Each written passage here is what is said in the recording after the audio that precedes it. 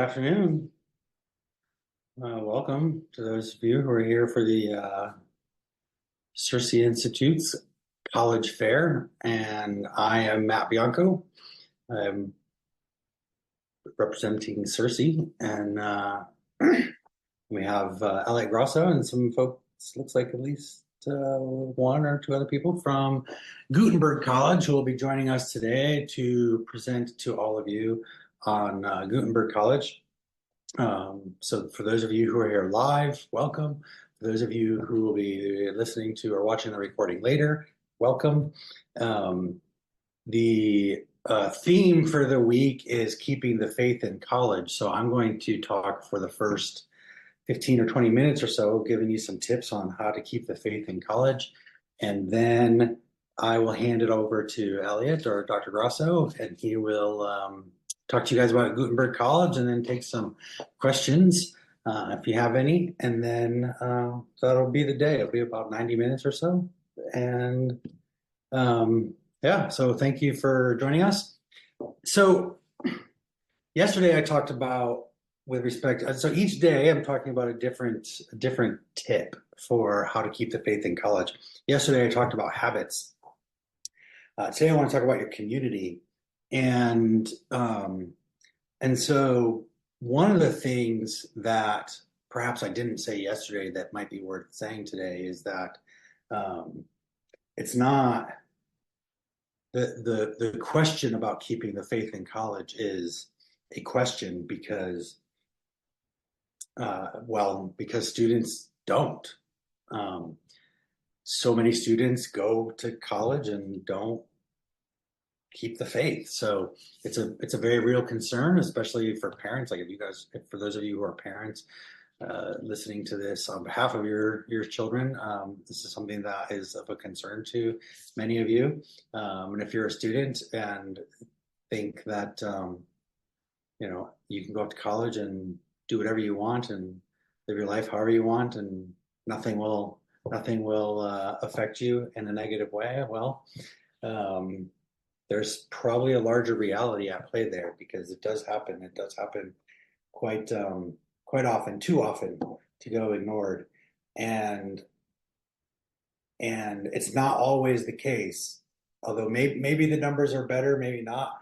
It's not always the case that just going to a Christian college is enough to make it to be safe, So there's things that you have to take responsibility for to keep the faith in college. And yesterday I talked about habits, like habits that you can cultivate to keep the faith in college. Today I want to talk about your community. So the number one community that you need to surround yourself with when you get to college, and you probably can guess what my answer is, but the number one community that you can surround yourself with to keep the faith in college is a church. You need to go to church, and you need to surround yourself with people who go to church. So find a church, go to it. Beyond that, I don't really have a whole lot to say. Like maybe it's really important that you keep going to the same church your parents, from the same tradition that your parents raised you in. There's probably a really good argument to make for why that should be the case. But churches can be very different from one community to the next, even if they have the name of the same tradition on the sign. So I don't know that I necessarily have any advice beyond that. But go to church. And one of the temptations, of course, could be that you change traditions, you change church kinds of church based on your friends, the friends that you make in college, or the friends that go with you to college. There's that's probably the biggest chunk of time that I want to spend this afternoon is on the friends that you're going to make or that you're going to have with you there in college. That's probably, I want to say that's probably going to be the biggest impact. So let's talk about friends. CiRCE, of course, is connected to, or is an organization that promotes Christian classical education. And many of you who are here because you or your children you as the parent are giving your child a classical education, or you're a student who has gotten a classical education, and you're thinking about that even with respect to your college. And praise God. The So what I want to talk about with friendship is going to come from the classical tradition. So I want to talk a little bit about Aristotle's views on friendship and a little bit about Cicero's views on friendships, because they can help you as you're thinking about this. So one of the things that Aristotle gives us is these three categories of friendship. And I think it is worthwhile for every single human being, not just teenagers getting ready to go to college, but for every single human being to think about the friends you have and what category they fit in and what category perhaps they ought to fit in. So Aristotle gives these three categories of friendship. One of them he refers to as the friendship of utility. This is somebody I'm friends with because they're useful to me. Maybe maybe they have more money than I do, and so they can give me money. Maybe they're good at something, some skill or something, right? And then the friendship is more about me kind of getting them to help me with that skill because I'm not good at it. I'm really bad at fixing cars, so maybe I make friends with somebody who's good at fixing cars so they can fix my car for me. Insofar as the friendship is based primarily on that utility, it's not a true friendship. I don't know that he says that. I don't know that he doesn't say it's a true friendship because he calls it a friendship of utility, but it's not the most meaningful kind of friendship. And it's a friendship that is short-lived because once the utility has worn off, which can happen in two different ways, right? It can wear off for me, like I don't need that help anymore, so now I don't want to be friends with this guy. Or it could wear off for him, like he realizes he's kind of being used and doesn't want to be used anymore, right? And so then I become I become disposable to him, right? And he gets rid of me as a friend. So friendships of utility are very short-lived. Uh, One of the things that can happen when you go off to college and you're trying to make new friends, people you're just meeting for the first time when you get there, are friendships of utility might be easier to latch onto because this guy's really good um, at math or whatever, right? And then I want to be friends with him because he can help me with math if I'm poor at it. They can be very easy friendships to tap into, but they're not going to be the most meaningful friendships, and they're not necessarily going to be the kind of friendships that help you as a person, especially with respect to keeping the faith. And they're likely to be very short lived. The second kind of friendship is the friendship of pleasure. Now, these are, Aristotle argues that these are friendships that are, um, they're also short lived. They're fleeting friendships because they're based on mutual tastes. We both like the same kind of music. We both like the same sports team. We both like the same kind of clothing, something like that, right? It's based on tastes, and that we find pleasure in the same things. And so then I just hang around with this person all the time because we can watch the same movies, or we can listen to the same music, go to the same concerts, whatever it is. These kinds of friendships are fleeting because our tastes change, right? I started out, I mean, you guys can ask your parents about this stuff, but right, like when I was a teenager, I really, really liked rap music. I know I don't look like a rap music guy now. I'm not, but I did, right? And then I had this phase where I liked like kind of headbanger heavy metal music, right? Um, and now whatever, it doesn't matter. But our tastes change, and if my friendships are all built on those tastes, well, then those friendships also change.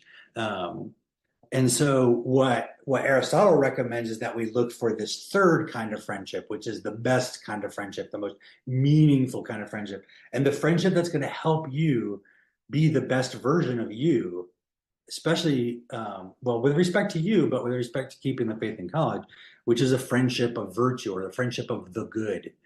And in this friendship, he refers to this as the longest lasting of friendships. And it's the kind of friendship where I, as one member of the friendship, am doing whatever I can to help the other person be better. and he is doing whatever he can in our friendship to help me be better, right? To help me grow and mature spiritually, intellectually, emotionally, physically, all of those things, right? And we're doing, and that's a mutual relationship. We're both doing that for each other. Um, that's the kind of friend that you need to look for, right? That's the kind of friend that's going to say, you know what? Let's not stay up too late tonight because we got a big test in the morning, or let's not stay up too late tonight because we got to get up for church in the morning, or well, whatever. You get the point, right? There's enough examples there that you're looking for the friend that's going to push you to be a better version of you. Um, and you're doing the same thing in return for that other person. That's the kind of friendship you want to get. The difficulty is those other two friendships are easier to find. It's easier to find a friendship of utility or a friendship based on mutual tastes when you go to a new city, a new place, a new school. Um, and that's fine. But here's the thing, you can turn those relationships into friendships of the good, friendships of virtue, right? You can find somebody that your friendship is based on mutual taste, but then start encouraging that person to do good, to pursue the good, to become more himself, more virtuous, and then in turn, as he begins pursuing the good and becomes more virtuous, he does the same thing back for you, and you guys start growing each other in that way. Um, so, three categories of friendship from Aristotle. Look for cultivate a friendship that is a friendship for the good, in pursuit of the good. Now, Cicero gives us a couple of other things to think about. Cicero does not give us categories of friendship as clearly as Aristotle does, and in fact might not even think of those first two categories as friendships at all. They're just acquaintances or something.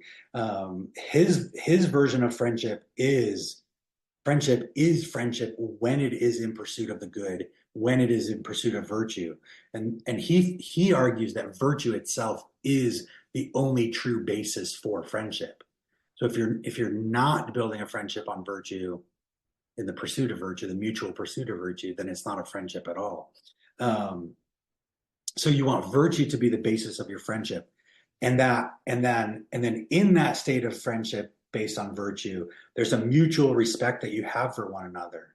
You're not the whipping boy that the other guy's always pushing around telling what to do in order to become more virtuous, but then he just is what he is. And you're not treating him like a whipping boy, just pushing him around, bossing him around, and telling him how to be good when you yourself are not pursuing the good. But there's a mutual respect that you have for one another.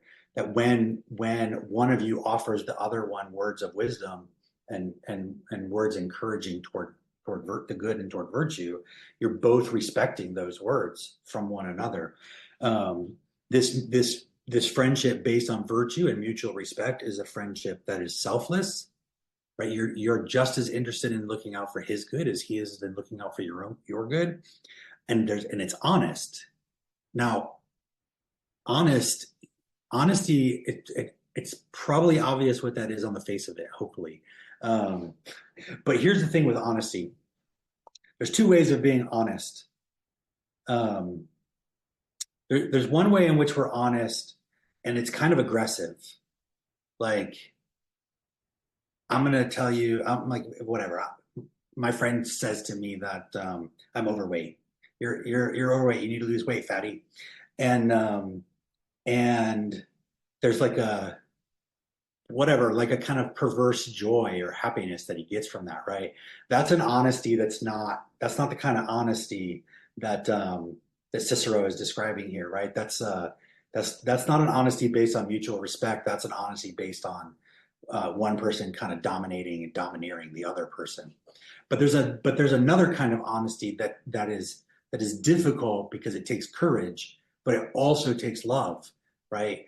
The friend who comes and talks to me about my unhealthy state, um, of for the way I eat or lack of exercise or whatever it is, right? Or my spiritual state, right? I skip church and don't ever want to go to church. The friend who has the courage to be honest and to confront me about those things, but not in a way to dominate and control me, but in a way of of selflessly trying to help me grow as a person. That's the kind of honesty that Cicero is referring to. That's the kind of honesty that we need to have. That kind of honesty is difficult because it takes courage.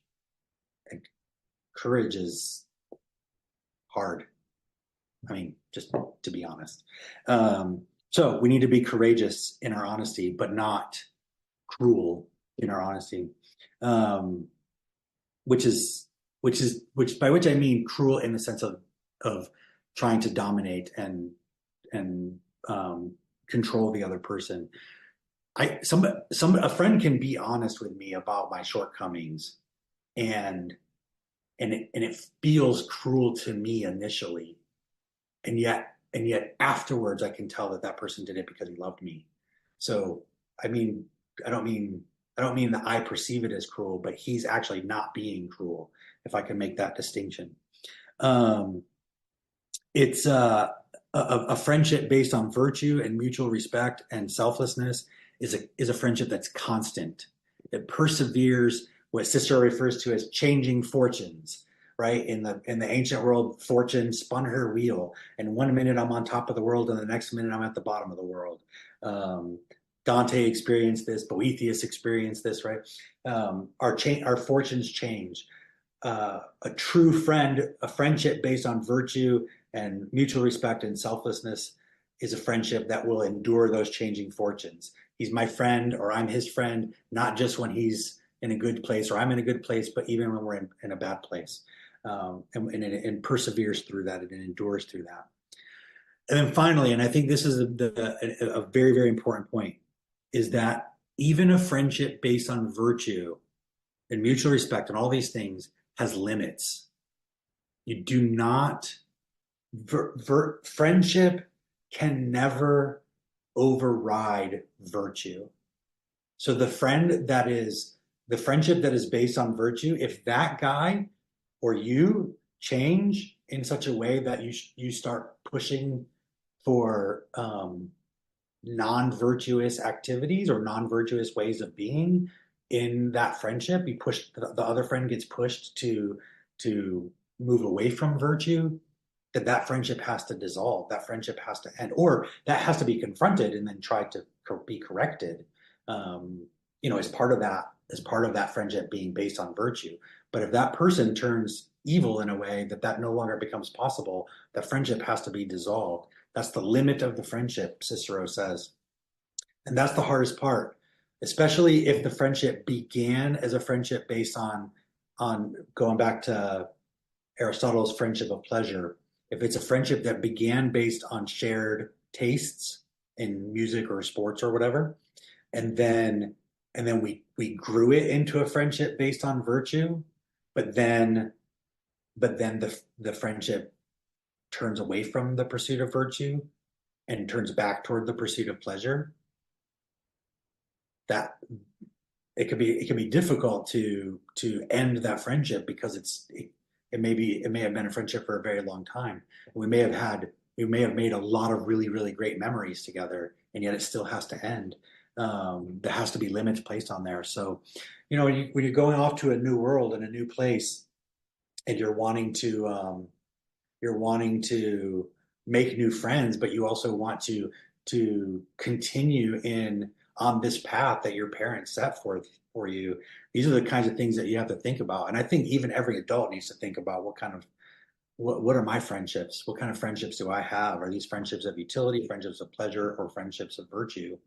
And if they are friendships of virtue, is there mutual respect? Are we being selfless for one another and honest, constant, but maintaining limits with respect to virtue? The last thing that I'll say with respect to your community as you go out into that college world is to look for mentors, look for a mentor, because the other kind of friendship is a friendship that you have not just with a person that's your peer based on selflessness and mutual respect, but also somebody above you, an elder who has gone through the stage of life that you're entering into, and can help you navigate that stage of life.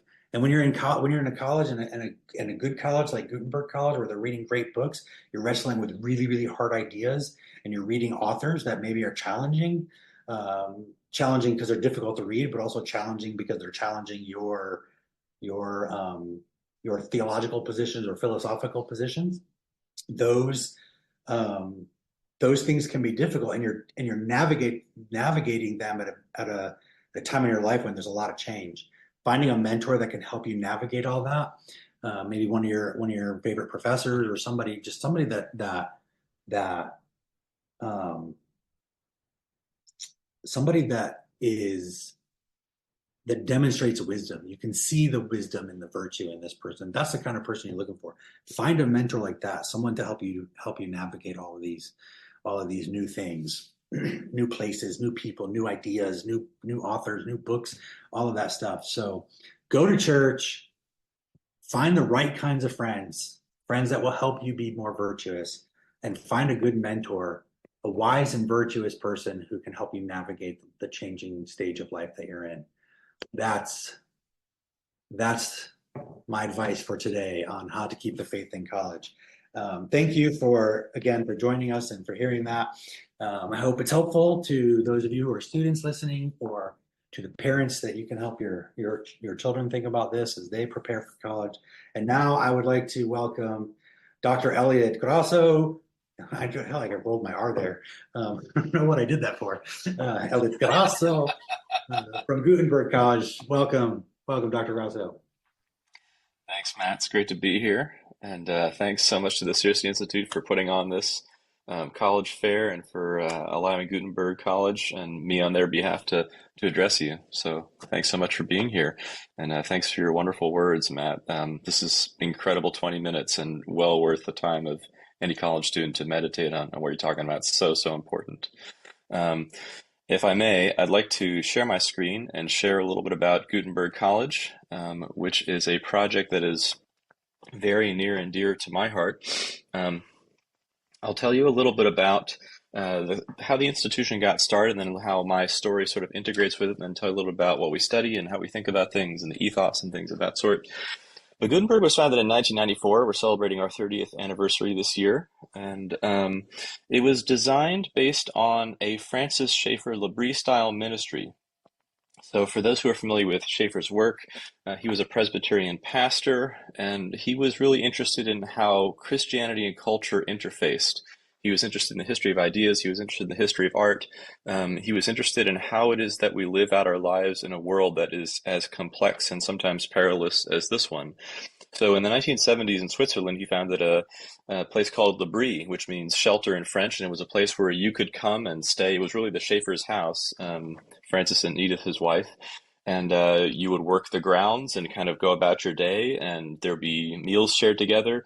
And all the questions were on the table, all the big questions about what it means to be human, who is God, what is rightness, what is wrong, what does it mean to live, what does it mean to die? These are all on the table. And so in the late 1980s, a place called Mackenzie Study Center here in Eugene, Oregon, was founded to be a L'Abri style ministry. So the building that Gutenberg is in is the former Mackenzie Study Center. It's about a block away from the University of Oregon. And the idea was that it was a residence program like the Schaeffer's house. So students would live in, a large Jacobean style house, and then they would walk down the street to their philosophy or their literature class at the University of Oregon, which is quite a secular place. And then they would take their education on. They would come back to the house and they would debrief what they learned. How do these ideas square with biblical Christianity? Where do they disagree? What are the assumptions at play? What's the worldview? How should we think about all these things? So it started as a ministry designed to help students in a really critical stage of life. Age 18 to 25 is actually a much more formative, critical stage than our culture likes to admit, I would say. And so that's how Gutenberg College emerged. In 1994, there was teaching in the Mackenzie Study Center centered on biblical exegesis, so giving students the tools to read the Bible and understand the Word of God. And what they noticed was that the students who were coming really needed a more robust education for language analysis, for cultural analysis, for historical analysis, so that they could understand these ancient cultures, these ancient languages, through which God has spoken out his word. And so Gutenberg College emerged to provide that education, to provide a sound hermeneutic, an interpretive philosophy, to provide skills with language and communication, to provide skills with understanding history and its trajectory and how causes relate to effects and things of that sort. So that's Gutenberg College, born in 1994. So I ended up at Gutenberg College. I ended up doing graduate work at the University of Oregon in music. So I'm a musicologist by training. My PhD is in musicology. Been a performing musician for a number of decades prior to that. And my wife and I bought our first house here and started graduate school. And I was teaching Irish fiddle lessons, actually, to help pay the bills. And so I'm in this community music center playing away, and I get a little note in my box saying, there's two little boys who want Irish fiddle lessons from a real Irish fiddle teacher. So I figured I'm probably the closest thing that they're going to get here in Eugene. So I said, sure, that sounds good. And when parents drop off kids at various activities, there's the parent-teacher hallway conversation. How's my child doing? What should they practice? Things like that. And their dad came, Charlie Dewberry, and Charlie's got this big green book under his arm. And recognizing some of the words in that book, I was like, "Hey, Charlie, is that Plato?" He said, "Yeah." I said, "Charlie, is that in Greek?" He said, "Yeah." I said, "Are you reading it in Greek?" He said, "Yeah, that's what we do at Gutenberg College." And I was sort of like, wow, I first of all, never heard of this place, and it sounds like some wild elite graduate program. And he's like, no, it's a great books undergraduate program where students enter in small cohorts and read the classics, sometimes in the original languages from ancient Mesopotamia up to postmodernism. I was completely amazed by this, and of course, immediately begged him for a job. And there was one forthcoming, fortunately, a few years later for me when there was a retirement, and I came on part-time to teach the art lectures as part of Western civilization. And so, to my mind, Gutenberg College has been a long part of my history. Been there a dozen years now, and it's this incredible community, incredible education, and just wonderful people here who are invested in the sort of friendship that Matt was talking about. We all want to be better human beings before God together. That is our purpose and our objective here, and we want to do it in light of the Word of God. So this is Gutenberg College. So we're a micro college. We're small. This is the single building that we have. It's about 100-year-old former frat house, beautiful on the inside, Jacobean style, chandeliers, wood floors, sort of thing. Lovely place to learn. Really wonderful. But I want to offer you some thoughts for those who are thinking about college and points beyond. What are some things we might consider? And the word Gutenberg actually means good mountain, translated from the German. And so if we think about life like a vast mountain range with peaks and valleys, imposing challenges and promising vistas, to climb well, you need endurance and perspective. Life will present you with plenty of challenges. The question is, how will you respond? I mean, I think this is the fundamentally existential part of biblical Christianity, is that we all have to decide how we're going to be. We'll have to decide, like Matt is saying, how we're going to relate to the people around us, how we're going to interact with them. Are we going to love them? Are we going to love God? What does that mean to do these things? So what I've noticed is in watching my students is that growing up is hard, and that we spend our whole lives growing up. And that no education can make sure that you avoid all the hard things and get all the good, fun, easy things. So the question is, are you grounded well enough in what's true and have skills to interpret reality well enough to be able to make it through and endure all the difficulties that are sometimes purposed deliberately for our benefit? Do we have what it takes, and are we willing to practice the hard work of climbing up this mountain so that we can do the work that God has set before us? And so in choosing to climb this good mountain, Gutenberg College, you will gain skills to help you weather the storms of life and discover the path you are meant to take.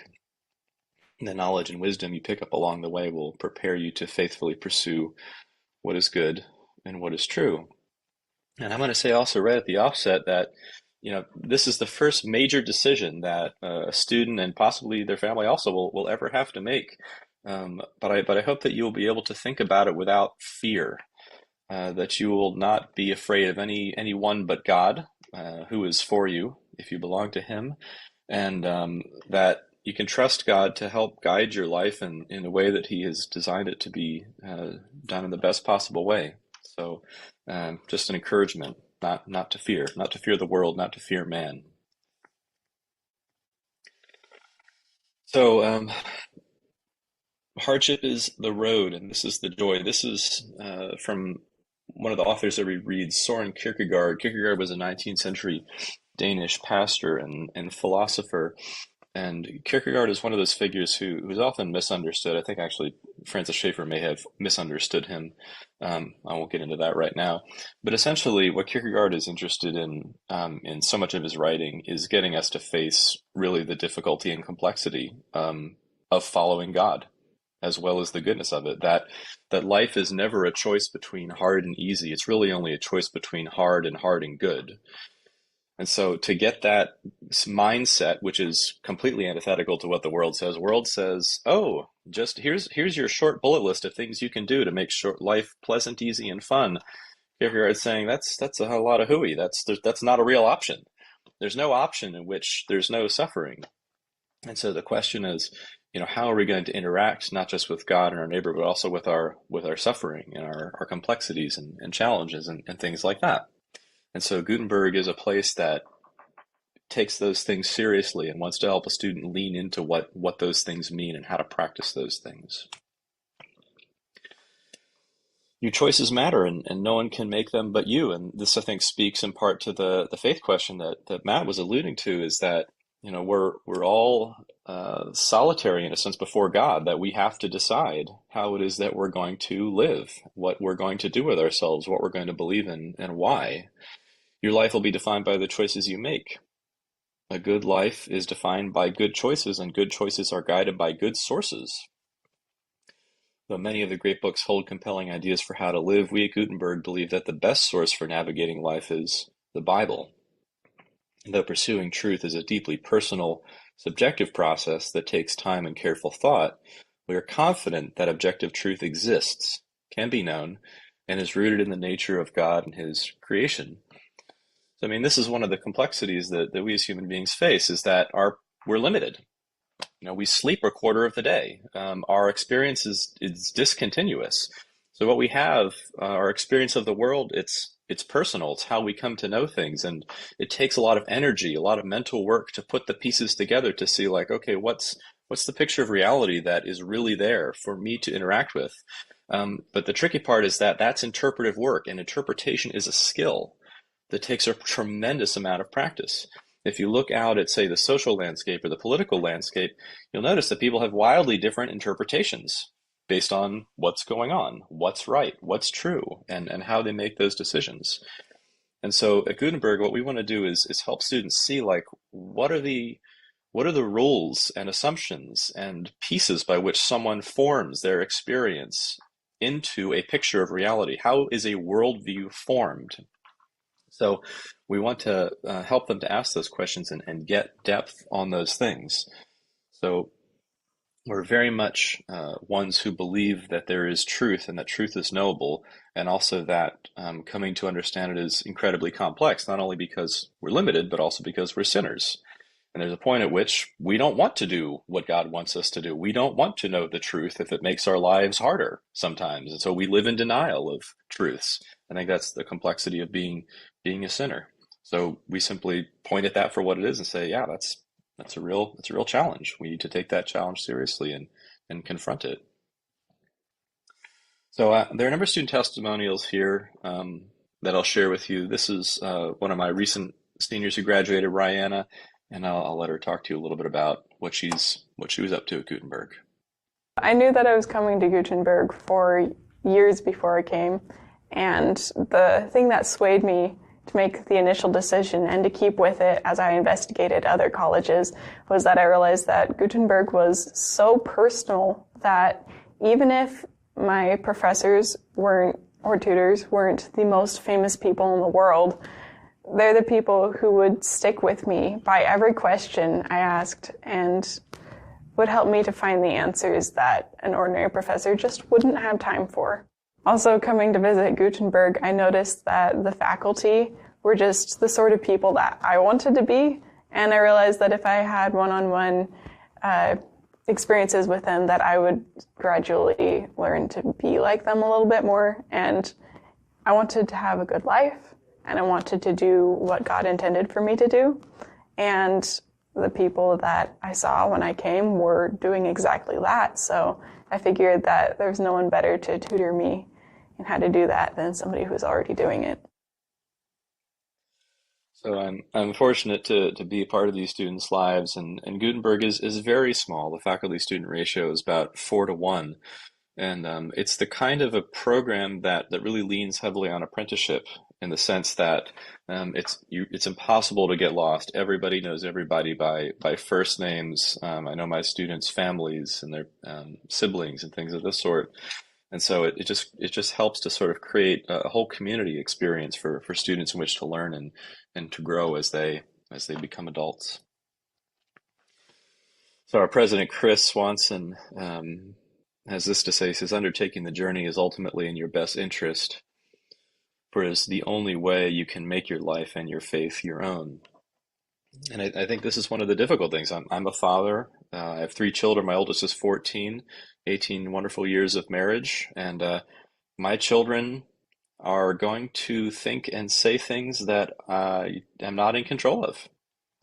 So every child of mine, every student of mine at Gutenberg, I want them to confess Christ. I want them to bow before God as their creator and to thank him. And this is a journey that can be very complex, and we have to take it on for ourselves. And 18 to 25 is a tremendously formative time in which this can happen. So within the existential personal faith component, of course, there's work. And work is an incredibly important part of the human experience. We want to help students prepare for meaningful work in an unpredictable world. So whatever it is that we do 40 hours a day, that's going to eat up the bulk of our existence. So what is the meaning of that, and how do we think about it? So it seems to us that liberal arts students are very well prepared to find meaningful work in the modern economy. During one's time at Gutenberg, they develop transferable skills through a broad and deep education, preparing them to be flexible and adaptable in a dynamic marketplace. And our students go on to do all sorts of things: law, teaching, tech, robotics, horticulture, homeschooling, and everything in between. But James Seamus had this to say. He said, Gutenberg helped me to understand how all the pieces of a complex system fit together. This has allowed me to easily adapt to new technologies which I have not worked with before. This skill is absolutely vital to doing well in my rapidly changing industry. And this is one of the things that a liberal arts education, I think, can help you do so well, is to pull together into a coherent picture so many seemingly disparate particles of the past, of information, ideas, and things of this sort, so that when you're doing your work, you can see how X relates to Y. You can see the impact of your action, decisions, and choices on your coworkers, your peers, those above you, those below you. And so what this kind of education does is it makes you agile mentally and empathetic, so that you can see, oh, well, I can't just deal with this one widget as if it exists as an isolated variable. I actually have to attach it to everything else to see what the effect will be. And this can be very helpful as one works to figure out what meaningful work will be. So I want to introduce you to James. And James graduated. I believe he is in flight control school right now, but he is reflecting here on the nature of work and why he was going to college. So here's James. I think before I came here, I was primarily interested in pursuing education to learn skills for a job or learn skills for my life. So I considered going to a tech school to learn computer programming. In the past month, past few weeks even, that started to change. I've started to see education more as seeing the context for life. We started at the very beginning of history, and we're coming up to present time in our studies. And I'm seeing where we came from, where I fit. I think that's more the goal of my education now. Less to develop skills, more to see the context. Yeah, so less to develop particular job-related skills and more to figure out the context. So, I mean, what you're hearing there is a distinction between two classes of knowing. One is called education, the other is called training. So education is aimed at the holistic transformation of the human being for the better, whereas training is aimed at a particular immediate tangible set of skills whose application is clear and present. So both are valuable. Education is valuable and training is valuable. The question is, which piece are you going to put in first? Are you going to put in the big, broad foundation first, or are you going to put in the pieces first? And a liberal arts education argues we recommend putting in the big, broad pieces first. You can build lots of things on a strong foundation. And to quote myself, we become what we practice, which is, as a musician, I can tell you that that has been my experience, at least, that when you play a musical instrument, your body is physically transformed by the repetition of that sort of thing. And that's what education is fundamentally about. It's about practice. It's about repetition until you are transformed by the change. And this is a wildly radical view that is different from how modern education is conceptualized. And it's conceptualized primarily as information transfer. So I have stuff in my head, I'm going to say it, and then you're going to know it. And now you are educated, right? Not exactly. Not exactly. Essentially, the transformational process that one undergoes interacting with ideas and practice and repetition, that is the key, that is the crux of what makes an education valuable. So say at Gutenberg, students will write, I don't know, a couple hundred synopses of these books that we read over the 4 years. And, I think they complain at the beginning, the middle, and the end of having written them. But by the time they have written several hundred of these synopses, they can read hard stuff and tell you what is going on. They can pull the pieces together. And what we practice, we therefore become. If I practice writing summaries, I become skilled at summarizing and getting clarity on complex things.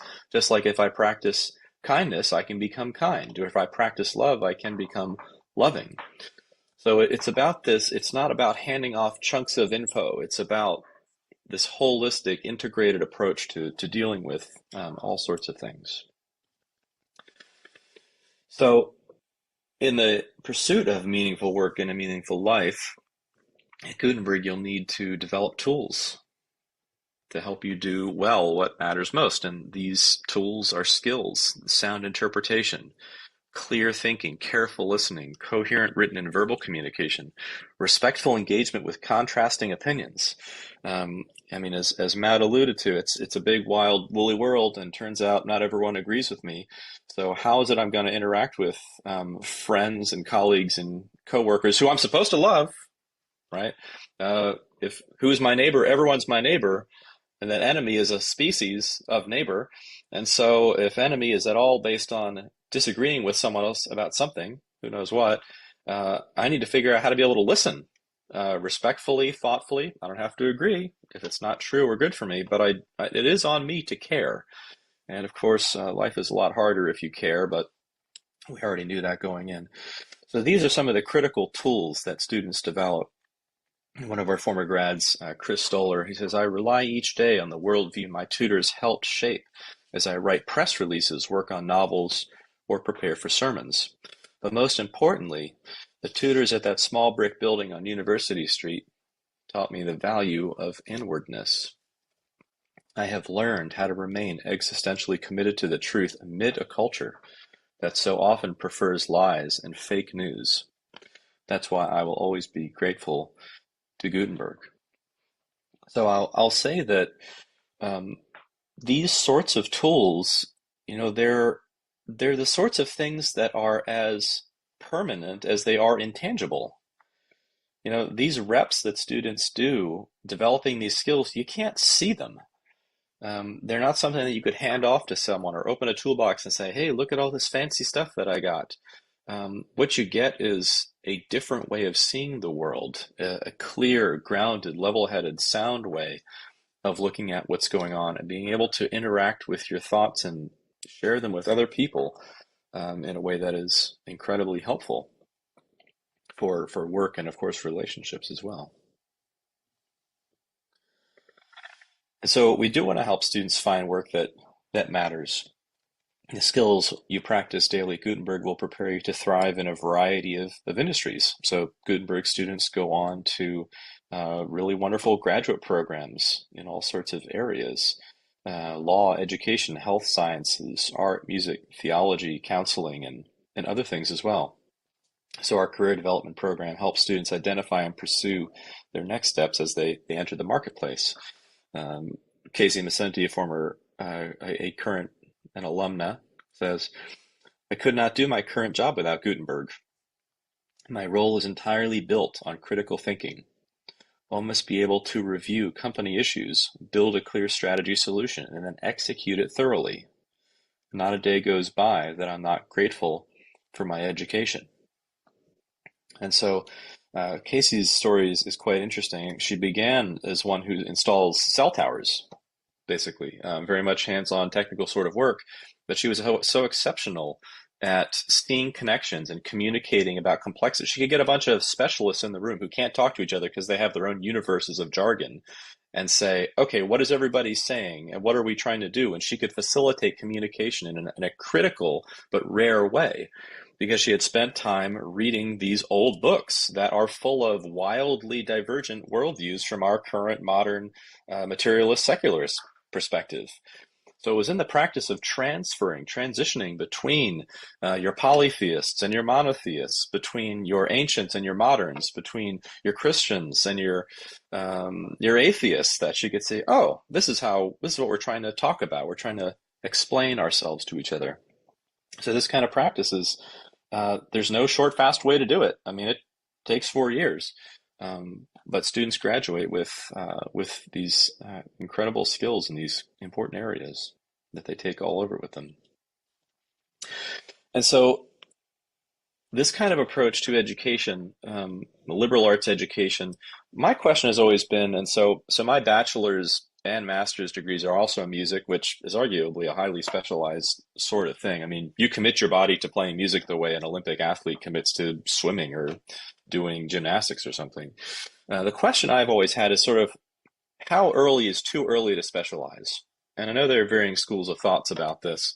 In the 90s and early 2000s, the idea was that, well, you spend a ton of money going to college so that you can specialize early so that you can become indispensable and plug yourself into one particular area of the economy. So specialization was perceived as a ramp to economic sustainability. That was the rationale. That's the rationale of majors in an undergraduate program, frankly, is that they become, specialization becomes economic sustainability. And it may be the case that that model worked for the 1990s and the early 2000s. What research, at least from the Strada Institute for the Future of Work, is showing is that, say, if you were to take a human life and extend it on average over 100 years of work, really what you're going to see is career changes maybe 6, 7, or 8, sometimes 10 times. And so it's much better to have a skill set that is permanent but flexible, that you can take into a wild number of arenas. And for those watching, just ask yourself, how many careers have you had? How many people do you know who have changed careers? If my major is about pushing this one button as efficiently as possible, and they stop making machines with that button, I'm in trouble. But if my skill set is about reading complicated things and explaining them and then working with people to get where we need to get to in a virtuous, humane way, that's always going to be in high demand. That's always going to be helpful to people. And so there's nothing wrong with specialization. It's just a question of when. And arguably, ages 18 to 25, it's not necessarily the best course for students, though it's the wisdom of earlier decades. So that's my argument. I'll leave it there. And I do recognize that specialization is valuable in a culture. The question is, does the specialist have the tools to see how the thing that they are doing very well integrates with everything that one thing affects and impacts? That would be my question. So, what about return on investment? And what's interesting is that if we look at some of average numbers, aggregate figures, again from Strada Institute, we'll see that on the bottom, the medium high school graduate income, I think I said median, I meant median, is about $35,000 a year. The median liberal arts bachelor's degree is $55,000 a year. The median BA in anything, a little bit higher, $60,000 a year. The median liberal arts master's degree plus extra credits, about $76,000. And in the upper 75th percentile of liberal arts BA earns around $90,000. So the question of what are you going to do with that is the kind of question that's laden with information that's about 25 years out of date. The studies are showing that financially liberal arts students are just as viable really as any others. And there are other studies that suggest this outcome as well. There's a research article, a first try ROI ranking 4,500 colleges. And in this study, they found that community colleges and many certificate programs have the highest returns in the short term, 10 years after enrollment. The returns from bachelor's degrees eventually overtake those of most two-year credentials. Okay, so very much pro hands-on, very much pro service industry. Those are valuable, important things. But when someone is making a decision based simply on the salary, what they're looking at is a really short-term figure. If I'm deciding whether to go into service work or a bachelor's degree based on the salary alone, that rationale doesn't hold up particularly well if you look at the long term, which of course is what we should look at because Christians should be categorically interested in long-term things. So bachelor's degrees from private colleges on average have higher return on investment than degrees from public colleges 40 years after enrollment. Okay, so this is what the studies are showing is that in the short term, the electrician is going to look like they're making way better money in the first decade. And it's going to look like the Bachelor's of Arts student is not doing as well. But if you take that whole picture and spread it out really over a lifetime of working, they are very, very commensurable. Now here's another article, ROI of liberal arts colleges, values add up over time. The median return on investment of liberal arts colleges is nearly $200,000 higher than the median for all colleges. The 40-year median return on investment of liberal arts institutions, $918,000, is close to those 4-year engineering and technology-related schools, $917,000, and 4-year business and management schools, $913,000. So you can see in the long run, these degrees are not differentiated by economic sustainability, which is often a critical argument that is thrown out for, what are you going to do with that sort of thing? Well, what you can do with it is do as well as anyone else is going to do with anything else, financially, as it were. Which is a whole separate and kind of independent variable from who you become and what matters most. That's a more important variable at that. But this is a question about return on investment that people rightly ask because college isn't free. So what's going to happen when I invest this money? And here are some figures to think about as you're making that decision. And there's the source if you want to look up and read more.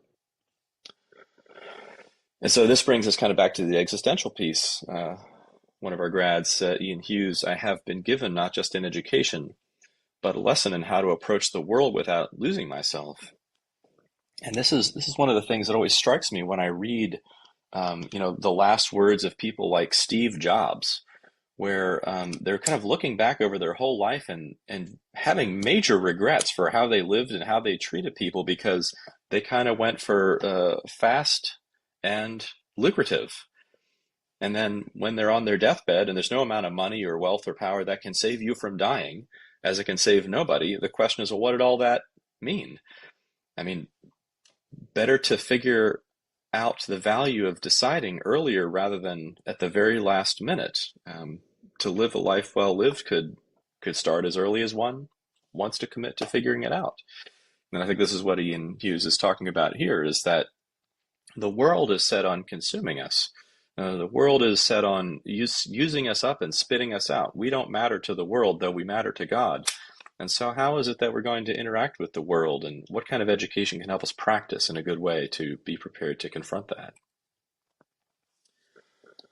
So as I mentioned about the Schaeffers, early in the beginning, Big questions are first and foremost. Your questions matter, especially the hard ones. In your course of study, questions and ideas will inevitably arise that challenge your perception of the world. Gutenberg tutors will serve as your guides and mentors, trekking alongside you as you ask honest questions, wrestle with doubts, and reflect on your beliefs. Another alum, Karina Crabtree, had this to say. She said, Gutenberg's faculty genuinely cared about me. Their devotion to my and my other students' maturation as adult thinkers was, perhaps, my first taste of being truly trusted as a person who could think for herself and be trusted with real adult choices. This care and trust, which could only come out of the tutor's own deep trust in God, gave me the encouragement I needed to mature emotionally, spiritually, and intellectually. And friends, this is the complex part about ages 18 to 25 is just like anyone listening to this talk. No one can do our deciding for us. No one can sit there and say, I'm going to craft the perfect environment so that you believe exactly what I think you should believe. That's never happened. In fact, it doesn't even work in communism, where they have taken great pains to manage the environment so that you agree exactly with what they say. So the question is, as independent volitional beings before God, how are we going to interact with that stuff? And the way we do it at Gutenberg is to create a tremendously, I hope, open and trusting environment where students can ask what they need to ask and express doubts and try to figure out, like, what do I believe? Why do I believe it? How much have I just simply imbibed? How much of it is true? And that's work that so many people are denied. The opportunity to think through what it means to be a human being and what the meaning of their work is. That's so important, because the why of what we do puts us in context with all of created reality. It helps us to see, oh, I see, I'm actually part of a greater plan that is not of my own making. If I get a chance to think and question and review that, I can start to see that, and that's a good thing for me to see, that I'm not a floating particle, an accident of time and chance, but a purposively designed being in the image of God. So what do? We discuss. The curriculum is 90% discussion based, so students go home with their Aristotle, with their Aquinas, with their CiRCE, with their Foucault, with their Augustine, and read it. This is hard stuff to read. And then they come together. They talk about what they think the author is saying. What does Augustine mean by this or that? And so discussion is it's really important, but it's a really messy process. They're not scripted, they're improvised. And so it's the kind of place where everyone is coming from their given background. They're coming with their assumptions, and they're trying to do the good work of practicing exegesis. What are these authors saying? One of the things that I teach at Gutenberg College is Aristotle exegesis. And we exegete categories, we exegete on soul, we exegete the ethics. And these books are hard, but no one can do a student's practicing but them. And discussion's a great place to practice. So I want to offer you a few thoughts from Emma here about what it means to participate in discussion and ask questions. I think part of what makes education valuable is having essentially open form discussions about the works that we're reading. It's not just a teacher talking at you, which could very easily be the teacher's own opinion or own interpretation of the work taught to you, but instead this is students and teachers having read the work and coming to the table and saying, what is this, or what is this about? And everybody has the opportunity to answer and engage. No question is off limits. Everybody asks those super prodding questions, sometimes uncomfortable questions. And it's nice having tutors who have experience with the work who also want to just collaborate with you. There's Emma.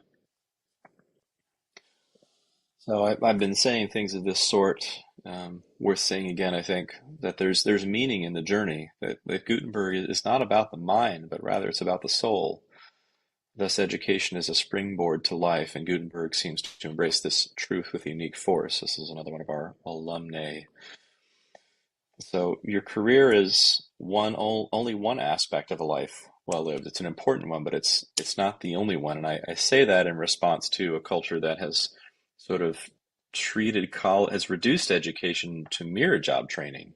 And it can be so much more. It can be so much richer, so much deeper. And at Gutenberg, we want to invite students and families into that, to consider that. Because the examined life dedicated to wholeness, goodness, and truth will ground you and help you thrive in your work and relationships. And this is what we want for our students. So to do that, we have students build their understanding by reading the great books of Western civilization, healthy dose of ancients, healthy dose of moderns. For those who may be wondering, a great book to our mind is a work of superior intellectual merit, insight, and historical significance that has impacted humanity on a broad scale through the ages. And of course, the greatest book among these is the books of the Bible. And so the tricky part with a curriculum that is historically rooted is that you're going to encounter all kinds of perspectives, some which are supporting Christianity and the words of the Bible and the works of the church, and others that critique them. And so the question is, and this is what always amuses me when people critique the Western canon for it being too white and too male and too European, is that they mistake a great books curriculum for a birthday party and not a funeral. And so it seems to me that Western civilization ain't do too hot these days. The question is why? How is it that we got here? What these great books do is they help give us a really, I think, thorough autopsy on the situation and help us to really embrace the fullness of the complexity of what we're in. Notice I didn't say the hopelessness of what we're in, but the complexity of what we're in. And so if we're going to interact with our neighbor or our enemy whose assumptions may differ wildly from ours, I mean, I think this curriculum gives an incredible insight into how people think and why they think the way that they do. It's really easy to look at someone who disagrees and not take the time to understand their assumptions and just say that, you know, they're lost or foolish, or I can't figure out how anyone will believe something like that. But what's amazing is that everyone has reasons for what they believe, and a lot of those reasons, taken out of context of biblical assumptions, are pretty coherent. That if you assume that we start with time plus chance, well, do whatever you feel like is actually a rational outcome. I think it's the wrong outcome, but the point is to see how is it that we have come to this place, and given the way it is, given that human beings aren't powerful enough to completely transform other people's minds and therefore the entire world, how are we going to navigate that based on how we ended up here? And so I think it's an incredibly valuable exercise to interact with this stuff. Now, I just made it sound like the only point of reading history is to acknowledge how bad things have gotten. Of course, that's not the only reason. There's incredible insight into how to live our lives. There's incredible, profound beauty in dealing with the poetry of Homer, dealing with the literature of Dostoevsky, in dealing with the plays of Shakespeare. These works help us hold up a mirror really to ourselves to see, wow, I never considered that this is the state that I'm in. And not just hard things can help us to see that, but beautiful things can help us to see that. The musicality of language is so rich in these authors. They're hard to understand because, you know, your Augustins, you know, these are geniuses operating at peak capacity. But that's when they're writing down the book. And so it's really good exercise to come into contact with, I mean, these are the real teachers, if you ask me, these authors, to come into contact with them and to experience their mind, their living thoughts, and to see, you know, what is it that makes them tick and what are they seeing? They have so many of these authors have incredible circumspection, and it's just it'd be overwhelmingly beautiful to read a Dante or a Boethius and to see how they think about life. It's just unbelievable. It's unbelievable.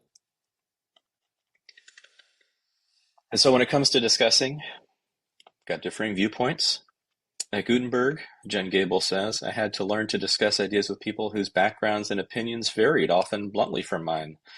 I learned that there is a lot to be gained when people from two sides of an issue discuss their views in a reasonable manner.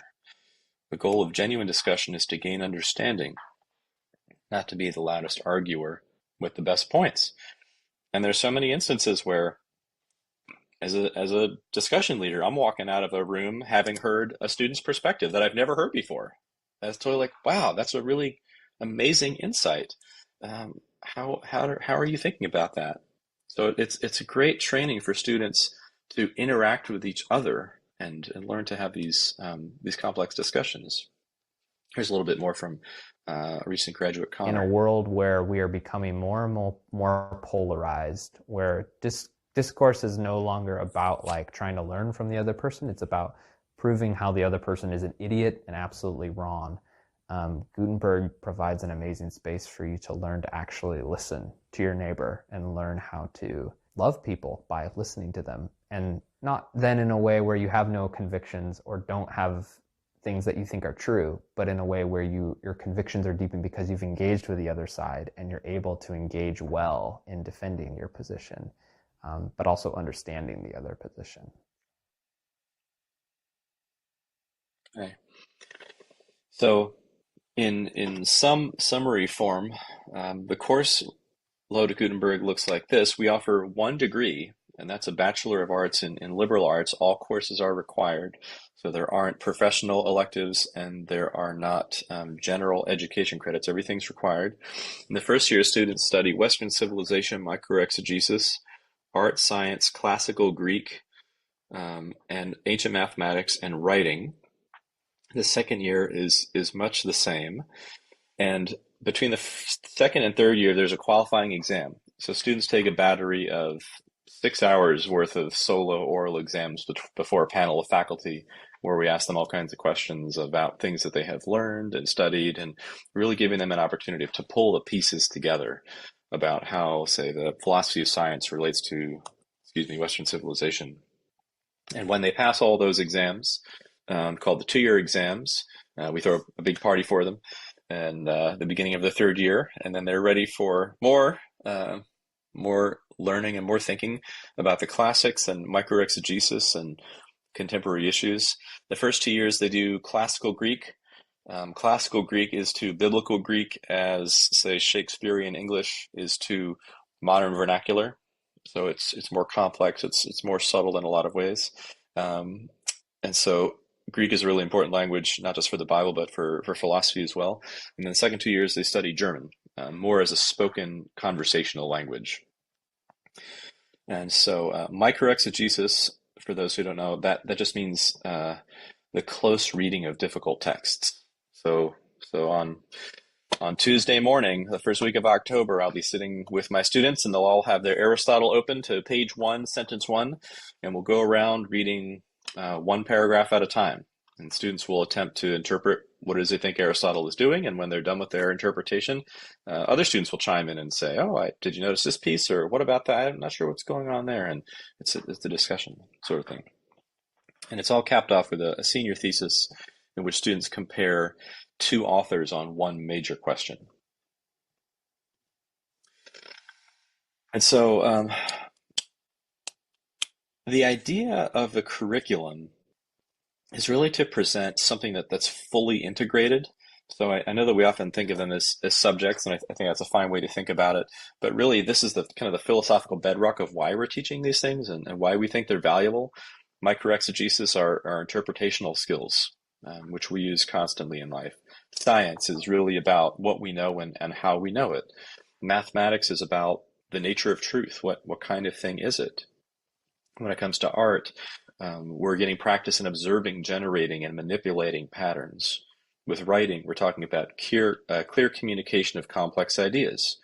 History is fundamentally about human nature's impact on civilization and where it struggles and where it thrives. Greek is about understanding the Bible, and German is about how spoken communication works. So this is where students are practicing these critical skills. And here is Zoe. She integrates a number of these things right here. Ultimately, Gutenberg is about pursuing the truth. The idea of coming here is everybody's talking about things and we're discussing things together and we're trying to understand what has been said and what the truth of what it is. Like what is this author saying and what are they saying? Is that right? Is it true? Like, what do you believe? If you want to look for the truth, this is the place to do it. It's a liberal arts degree. You're going to have to go into both music and art and science and math and philosophy and history, and you're touching all these different subjects, but we have these amazing experts who are helping lead us through that, and we're also being challenged in the way that we're looking at things. Plenty of things that I didn't maybe like before, I at least am coming away with a much deeper appreciation for. So getting a classical liberal arts degree is not only like possibly getting to pursue something that you've done before and that you really loved, it is somewhat forcing you to pursue things you never thought you liked that you can actually have a deeper appreciation for, and you realize is so important to the things you did like, because you never would have gotten the people who you got today doing maybe philosophy if it wasn't for this obscure scientist, or this scientist would never have gotten to where they were if it wasn't for this philosopher. And just the way that people work together and the way that the world is connected in that way is just such a special thing to get to hear about that I really don't feel like it's heard very often. So it's one of the best parts of Gutenberg. Okay. In terms of price, this is an excellent education, in my opinion, and we want to make it affordable. So we want you to graduate with minimum student loan debt so that your education can work well for you long term. So you can see on the left, the average private tuition is about $43,000 with housing at 13, books and fees. This is annually, by the way, and annual total being $52,520. Compared to a public university, that's more in line with $15,000 for tuition, $12,000 for housing, books and fees $1,290 with an annual total of $28,290. Gutenberg, by comparison, is at $14,500 for tuition, housing at $5,500, books and fees at $650 for an annual total of $20,650. And so, one of the reasons that Gutenberg is priced the way it is because we think that this education ought to be available and accessible to everybody. Even if you don't have a spare $20,000 lying around to spend on college education, about 90% of our students receive financial aid. They receive it in the form of grants, so basically tuition waivers.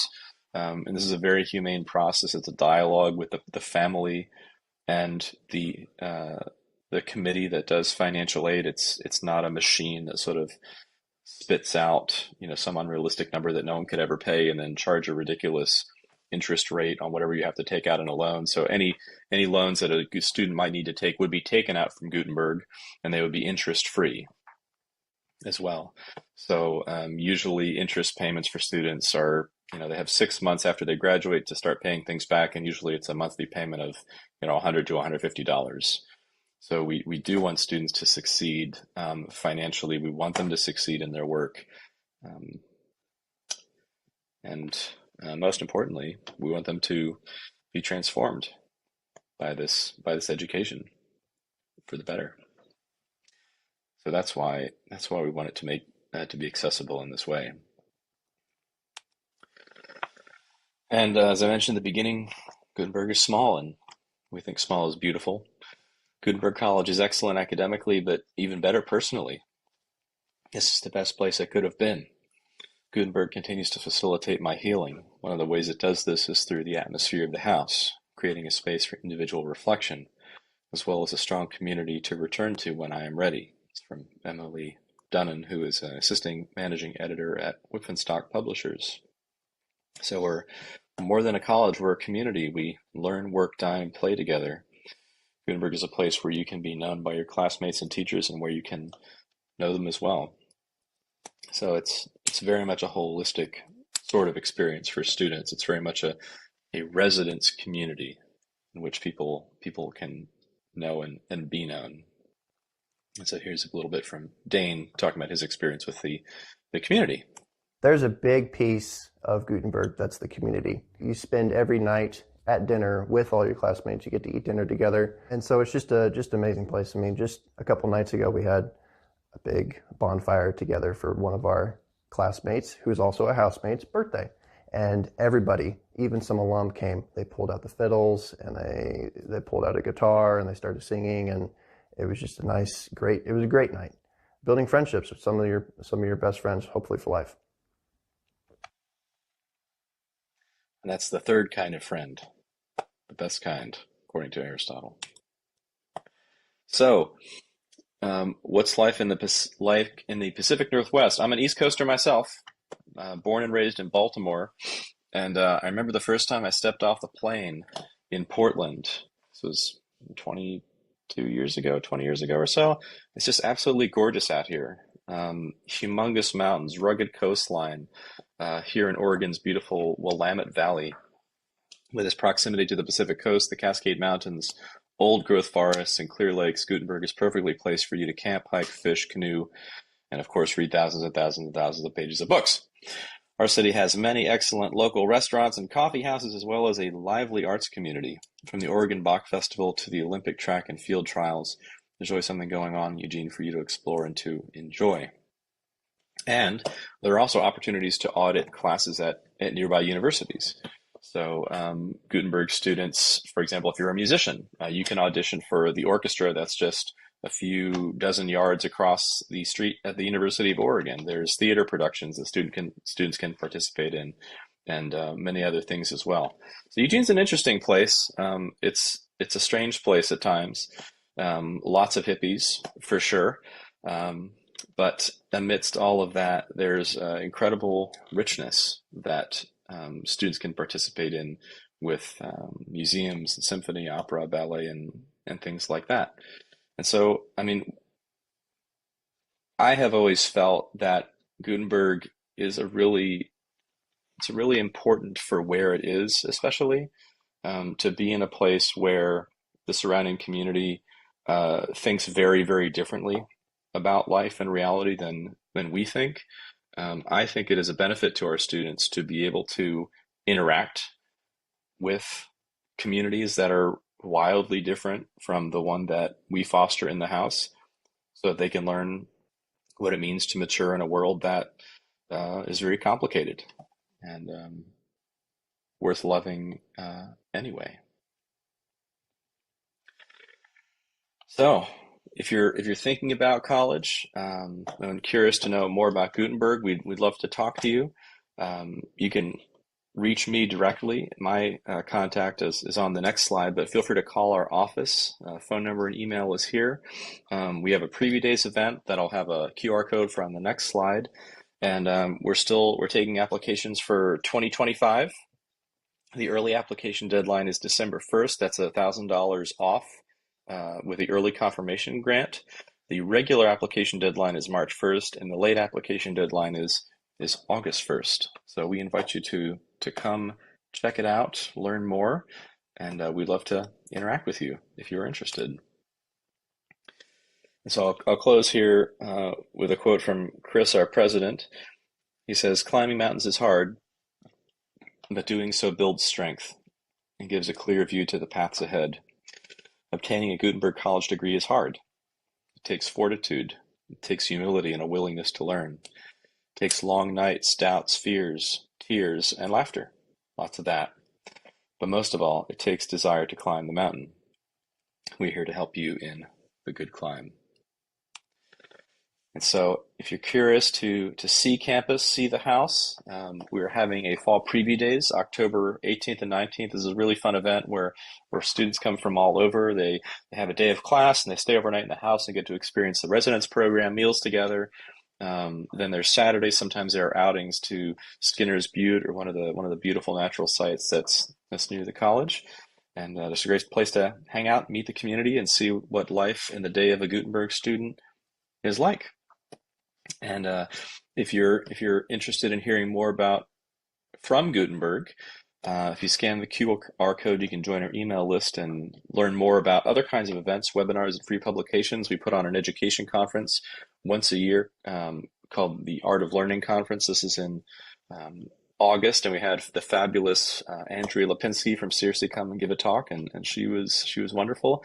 We also offer free publications quarterly called Colloquy, which is full of articles and poetry sometimes, and photographs and things like that. And I'm offering what's called a Great Book Symposium once a month on various works of classic literature. So you're invited to that as well. So, and I invite you to reach out to me via email or cell if you're interested to learn more about Gutenberg College. So thank you all so much for your attention, and thanks so much, CiRCE, for having us. So do we have time for questions? Yeah, we got 10 minutes or so. If anybody has any questions, now's the time to ask them while we got Elliot here.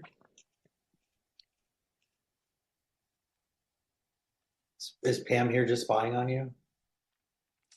Pam is here, yeah. I'm making sure he does his job. Good job. She's here to make sure that I properly pronounce all ancient languages. Right, Pam? The average size of the incoming class usually ranges from about 5 to 9, Debbie. Samson O, what are your application requirements? Do you require essay applications, test scores? Great question. So there are a number of pieces to the Gutenberg application. There are 2 essays. One is, why do you want to be a Gutenberg student? The other one is, what role do you think Christianity plays in education? We ask for test scores, SAT, ACT, or CLT are all welcome forms of application. We ask for an academic recommendation from someone who knows the student's academic abilities. We ask for a character recommendation as well. The academic question is to make sure that students are prepared and ready to take on a pretty rigorous curriculum and are willing to work hard. The other piece, the character recommendation, is that we're wanting students who are looking for maturation. We want students who are looking to grow and become fully developed human beings, and will contribute to a community, because we're not a huge place, and so everyone has an impact on the broader community when they come and go. So that's an important part as well. Let's see. We have a biblical foundation statement that we ask students to read. Students come from all over. They do not have to agree with our position on the Bible, but we do ask that they respect it and understand it.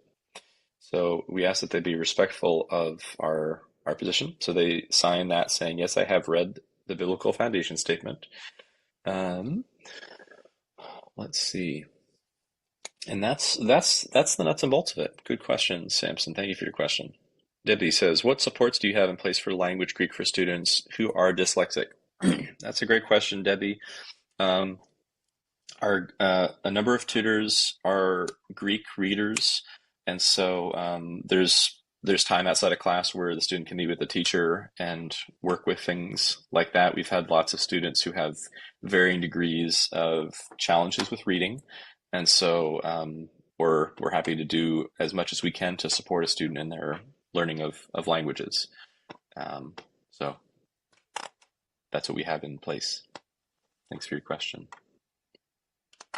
But dyslexia hopefully will not stop a student from coming to Gutenberg and trying to learn Greek.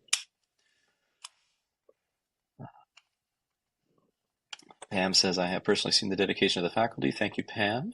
Samson, is the college affiliated with any denomination in terms of theology? Do the teachers and instructors restricted to be Bible-believing Christians? So Gutenberg is non-denominational. We are Christians. We lean into the Reformed tradition. Teachers are required to be Bible-believing Christians, and they have to sign what's called a methodological statement, which is basically what we think the text of the Bible says and how we are going to go about interpreting what the text of the Bible says. So there are 2 pieces. There's an interpretive philosophy, and then there's conclusions reachable within an interpretive philosophy. So yes, we are all very serious Christians at Gutenberg College.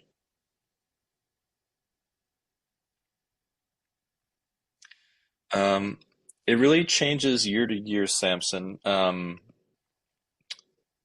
The graduation rate has ranged from 100% to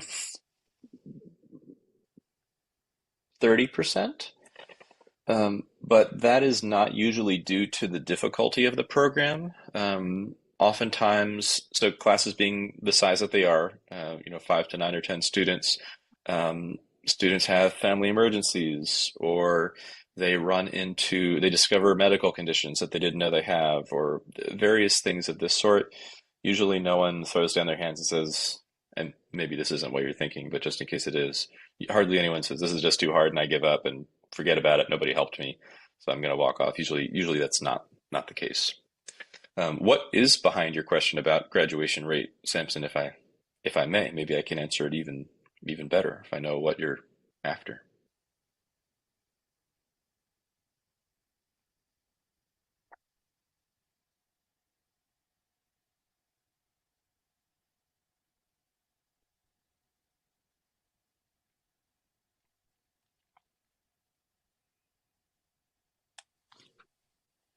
Okay, well, if that difficulty. Okay, yeah.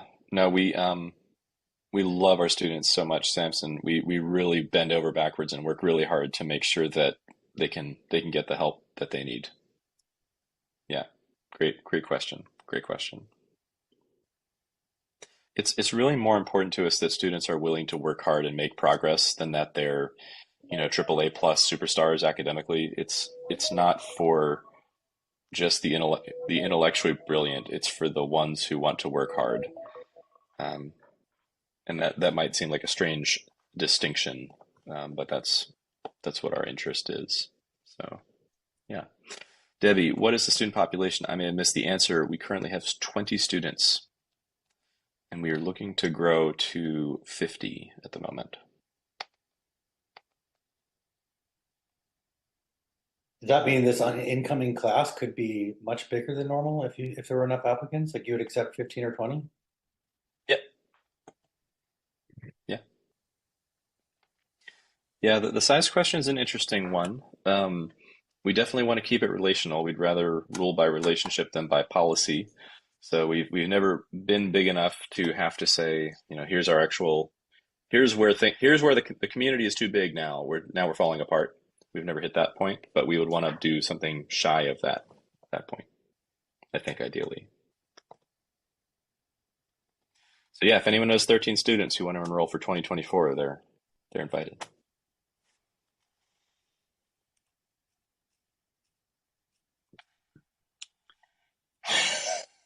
Thanks, Pam. Do you take 48-year-old men?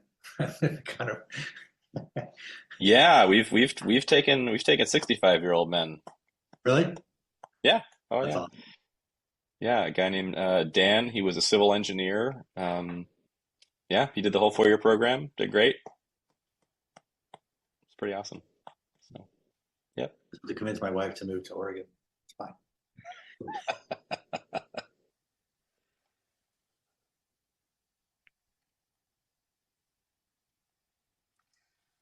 Yeah, Indeed, it is I beautiful. know it is, Pam. She's just a Southerner. That's the problem.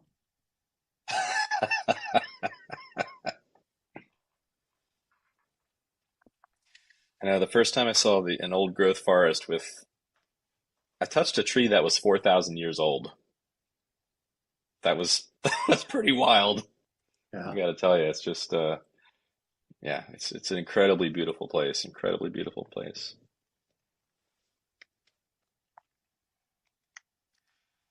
Elliot, Okay. you did forget something. What did You I forget, forgot- Pam? You forgot to mention that we were an hour from skiing and an hour from the coast. So, We're an hour from skiing, an hour from the coast. There's fresh seafood. The coffee is incredible. As a Marylander, I'm required to say that I love Dunkin' Donuts, but the coffee is even better here. Even better than Dunkin' Donuts. What is student life like? Any extracurriculars, activities, church community, work from school, sports, volunteer programs? Good question, Samson.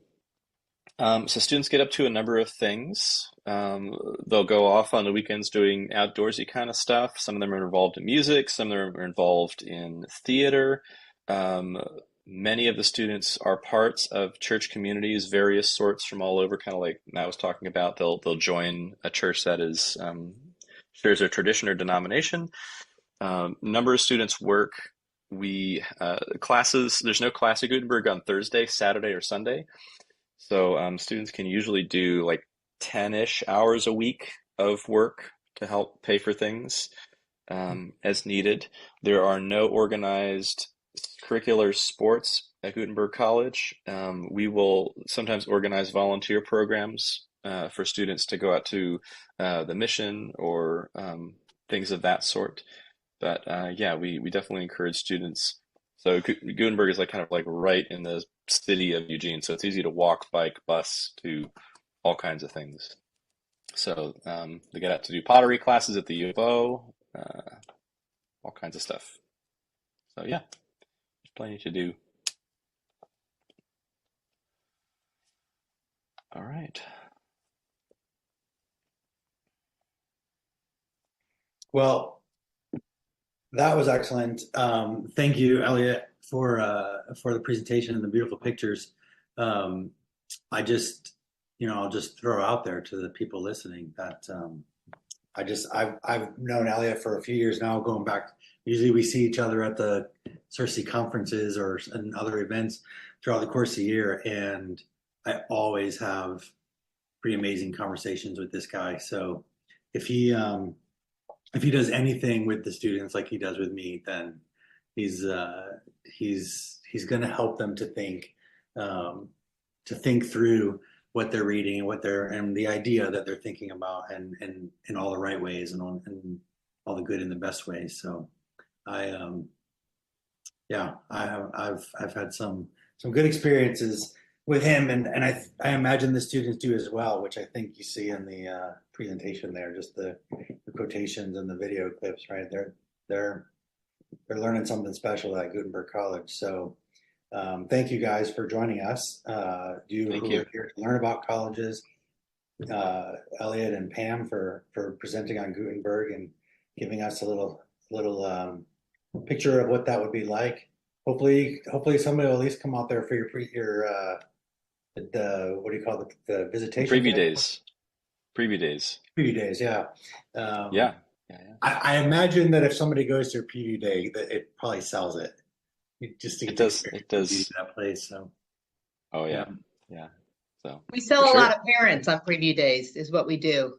Yeah, I bet. Yeah, there's a group of women that are going to try to make up a cohort one of these days, all middle-aged. I'm part of that group.